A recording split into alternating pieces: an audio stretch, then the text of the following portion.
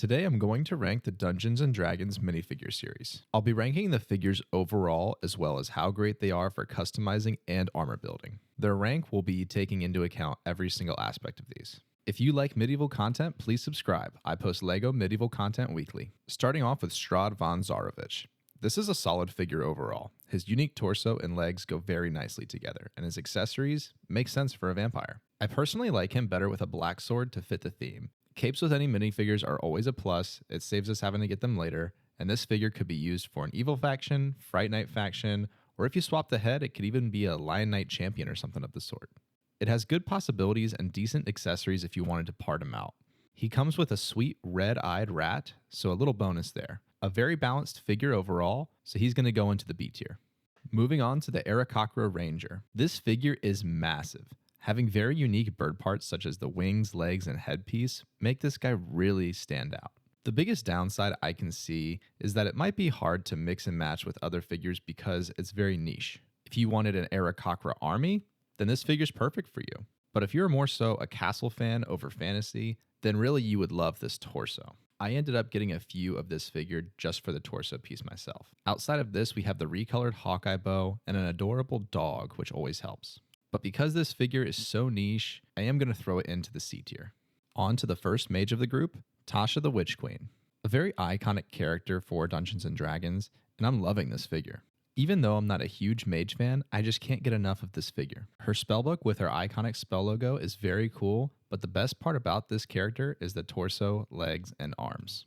I have personally ripped off so many of these arms, and the torso and legs are great for any mage or roguelike characters. This figure also comes with a pot with some purple fire for some extra pieces, and because this figure is not only great by itself, but having all these versatile pieces is going to make it our first A tier. For all you music lovers, up next we have the Elf Bard. Everybody loves having a bard or musician figure somewhere in this kingdom, and the Elf Bard fits this niche perfectly. His torso is very ornate, and the pants, although they aren't, can be used for peasants as well as this figure. The pink accent color is something new, but honestly it fits this figure very well. The new colors on this loot though is stunning, and a white elf hairpiece is fun to use in your elf kingdom if you have one. The gold cutlass is meh, but it's something I guess. And who knows, this torso might be great for those Kraken minifigures. I'll be sure to test this out once I can get some from the Pick-a-Brick site. Overall, this figure by itself is very nice, and I could see using these parts for other figures around my kingdom here and there as well. Because of this, let's throw him in the B tier below Strahd von Zarovich. On to a dark mage, the Gith Warlock. At first glance, this dude is so cool. The torso and legs go perfectly together, and we get a really cool headpiece. The hairpiece with the yellow ears is a huge highlight. I think this is the first time we've gotten one like this. Let me know in the comments if I'm wrong. The staff I'm honestly not a huge fan of, so I just let him use the 2 daggers that he comes with since he comes with an extra, and he also comes with an extra shoulder piece as well. These are probably the best extra pieces you get out of any of these sets for customizing your other figures. I have zero complaints when it comes to this new dagger mold, and honestly all the parts for this figure could be great for anything like mages, alchemists, rogues, or even elves. Because of this figure not only being great alone but having all this versatility, it goes straight into the A tier. Now for a mysterious one, we have the Lady of Pain. This figure is very detailed and very unique. The lore behind this figure is somewhat of a mystery, and I think it stays true to that. She can banish people to extra dimensional mazes using her cube here. I was thinking of using this figure as some sort of deity for my fantasy world. I haven't had a great time using the parts for any others though, and don't see a need to get more than one myself. This figure by itself is nice, but because I can't do much with it outside of having one of these figures, I am going to throw it into the D tier. For a shorter figure, we got the Dwarf Barbarian. Let's talk about this figure's axe piece. We have needed a new axe piece for a while now.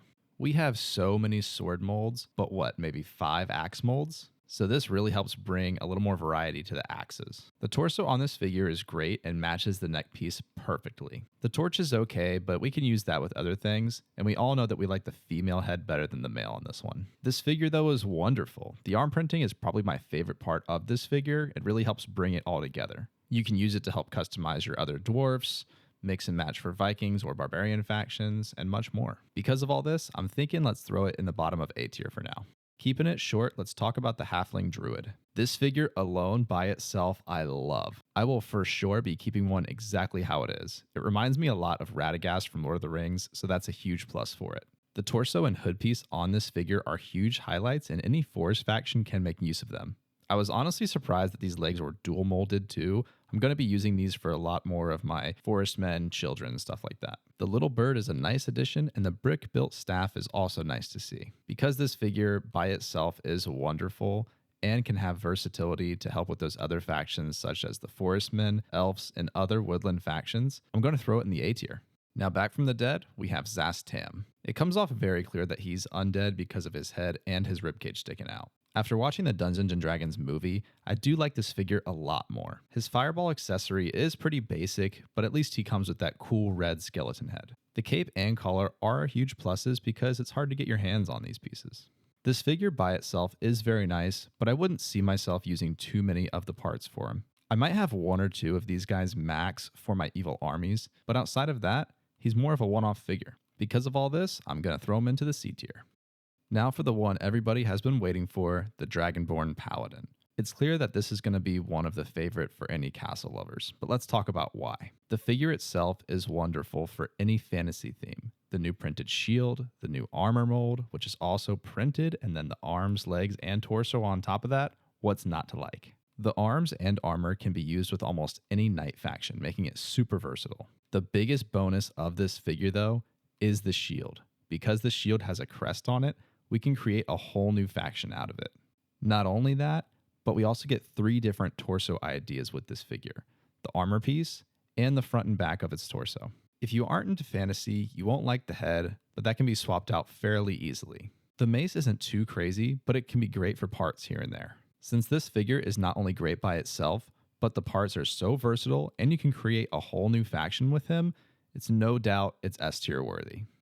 With a hard act to follow, we now have the Teifling Sorcerer. Seeing pictures of this figure, I didn't think I would like it, but after opening, I was pleasantly surprised.